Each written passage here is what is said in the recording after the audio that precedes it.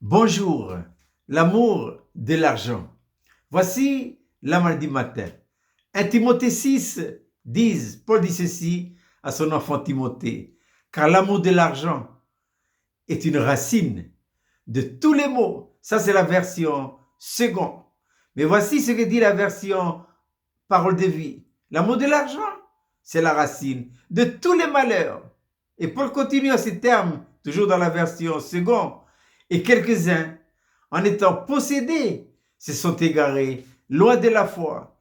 Ils se sont jetés eux-mêmes dans bien des tourments, veillant à l'argent.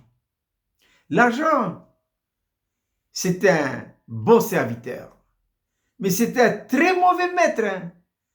Parce que quelques-uns, en étant possédés par l'amour de l'argent, Paul dit ceci dans la main du matin, ils se sont jetés eux-mêmes dans bien des tourments. Et non seulement ça, ils ont fait naufrage à la fois.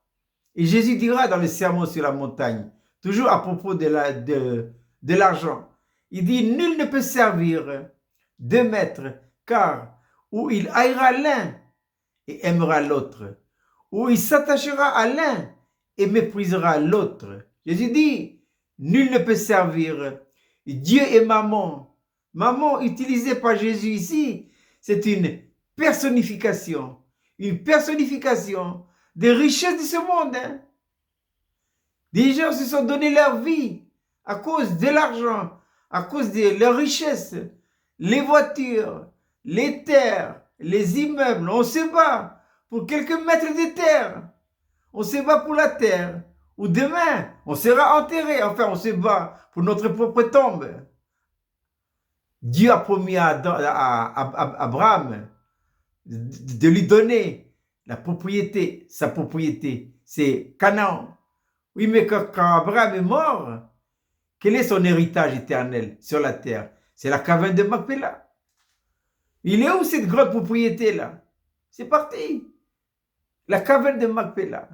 Un grand homme de Dieu qui est déjà à la gloire avait dit un jour, notre propriété éternelle sera la mesure de notre tombe. C'est tout. Toutes les richesses, tout ce qu'on a hérité, amassé, ça va rester. Et le même apôtre dira toujours dans sa lettre à Timothée, il dit, car nous n'avons rien à porter dans ce monde. Il dit, il est évident, et c'est sûr que nous ne pouvons rien emporter. Et Paul dira, si donc nous avons la nourriture et les vêtements, mais cela nous suffit. C'est largement suffisant. Alors, comment il faut faire? Comment il faut faire pour ne pas tomber dans l'amour de l'argent? Vous savez, nous avons hérité d'une vie. C'est la vie naturelle. La vie naturelle, c'est la vie de l'âme. Et cette vie-là, c'est la racine. C'est la source de tous les aléas de la vie. Le problème de l'amour de l'argent se trouve dans la vie naturelle. Mais comment régler cette vie-là? Il faut aller à la croix de Golgotha. Il faut placer notre vie d'âme sur l'autel. L'autel, dans l'ancienne alliance, nous parle de la croix. Dans la nouvelle alliance, de telle manière à ce que le feu de l'autel va purifier notre âme et enlever cet amour, cette passion des richesses de ce monde. En fait, les gens qui sont très très riches, leur grand problème, c'est pas tellement de partir, mais c'est de laisser tout ce qu'ils ont emmagasiné. Les terrains, l'argent, les banques, les voitures et tout ça. Oui, mais tôt ou tard, il faudra partir. Nuit j'arrive et nuit je repars. Alors, battons-nous pour les choses spirituelles et célestes. Et Paul dira, les choses visibles, l'argent, les richesses et tout ça, sont passagers. Mais les choses invisibles sont éternelles. Alors, voici la solution. Il faut vivre la croix.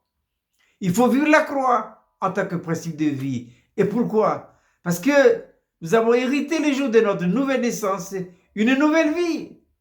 La vie de Dieu, la vie du Seigneur Jésus-Christ, dans laquelle vie, il n'y a aucune passion pour les choses de ce monde.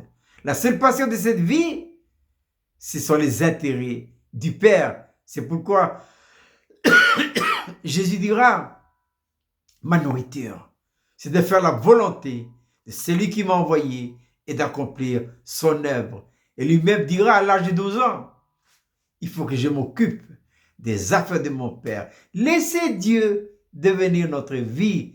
Et quand cette vie-là devient notre vie, nous avons d'autres sources d'intérêt.